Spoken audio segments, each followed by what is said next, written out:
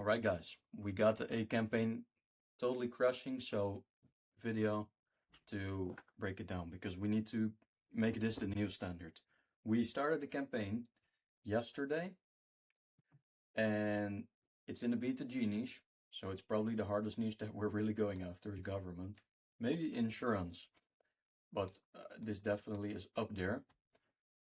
And we got how many leads? We got 30 webinar signups, and I think like 10 of them came in today. You see the exact number 31. Boom, with another one. Let's go. Yeah, we're doing something here. We're doing something. So we got 31 signups in, well, we probably first created posts start of this month. So 1.5 months before the webinar.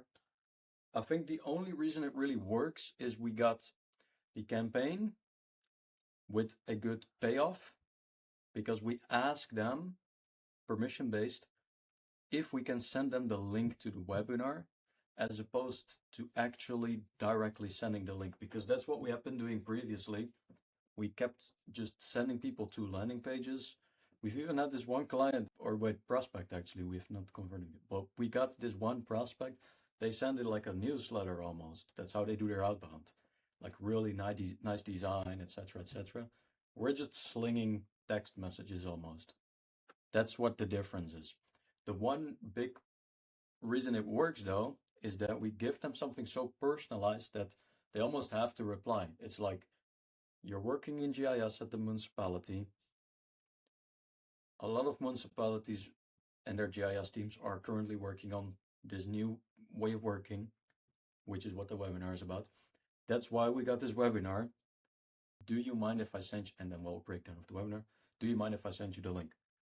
That is crushing. You see it with the reply rates here, but of course it's only running a day, so we can't really conclude much. But this email C did have the direct link, and the other two had the permission-based CTA, asking for if they can send a link.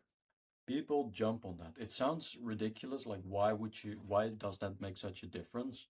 But if people go and check out the page before that, I've not seen anyone sign up through that lane yet, even though 44 people or 35 have seen that approach too, have seen that link, and potentially have been interested, because the other ones you would suspect have the same conversion rate or the same reply rate, whatever, same interested engagement rate. However, that funnel doesn't work because those people don't sign up. If you open up the conversation first and get the reply, even if it's just, yes, please, give me the link, whatever, you can reply back to them and there's a conversation. And I think that really matters, even though it's like a regular cold email campaign. This is ABM too. It's like they want a relationship with a vendor and they appreciate having a relationship as opposed to just getting an offer sent to them. It's more efficient. So when you think, oh, I'm reasoning from the prospect, we make the funnel most efficient we can. But it's actually diluting from the fact that they want a reply and a quick back and forth, like an appointment setting process almost, because that's what they actually care about, because it's such enterprise, such corporate kind of buyers, right? So they share it with colleagues. The appointment setting process is dialed in because we don't just say book in here. It's like, please share it with colleagues as well. And they do. I've seen people come in right now with new webinar bookings or signups as a colleague from the person we initially reached. So that's efficient. And we got quality control on it, because not only are we getting the replies, we're also pausing all of the leads whenever we get a reply from somebody else in that account.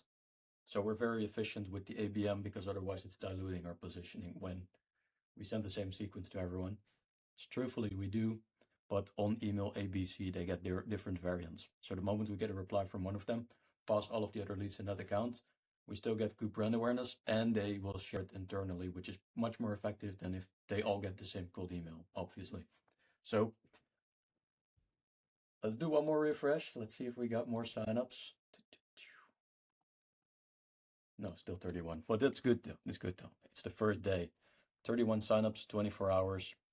of running this campaign. This should be our new standard. So going forward in all other client campaigns, this is the way in which we should frame everything, is we don't just send them assets, we send them the same script as usual, but the offer is not here. You can check the asset out here. It's, we have this asset, can I send it to you? That should be the permission-based CTA. In the PS link, you can still put a related asset or even just the website in general or your LinkedIn profile so that there's still conversion happening in that regard. But the primary thing we should push for is the reply and not the conversion asset, if that makes sense. So this is going to be the new standard in all of our cold email campaigns and all of our ABM campaigns, because we haven't had it this efficient just yet. Previously, we had the way in which we approached it with the one client, right? Where we booked in TomTom, UNESCO, McKinsey. I'm probably going to post this, so I have nothing to say, but we booked those 3 in for them through manual outreach, which is great.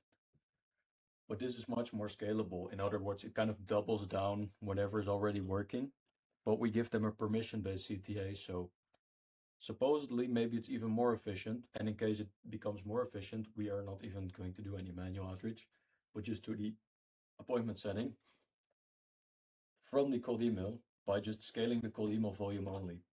So far, it's not been as efficient cold email versus just our manual outreach, but now it's getting there. So if we can create brand awareness top of funnel across all of these accounts, we can get the replies, then we know where to prioritize as far as tiers.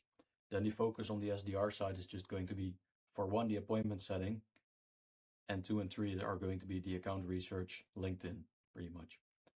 Because that is what matters when we can already generate replies from the automation part. So I hope that all makes sense, guys. I mean, I'm not going to say that we're going to scale that down yet, because we still need to find ways to make this work as efficiently for each client. But this is the right approach. This is the right way going forward in all of the cold email campaigns, in all of the outreach campaigns, in all of the outbound. This is great because there's a good offer. So let's keep that running as is.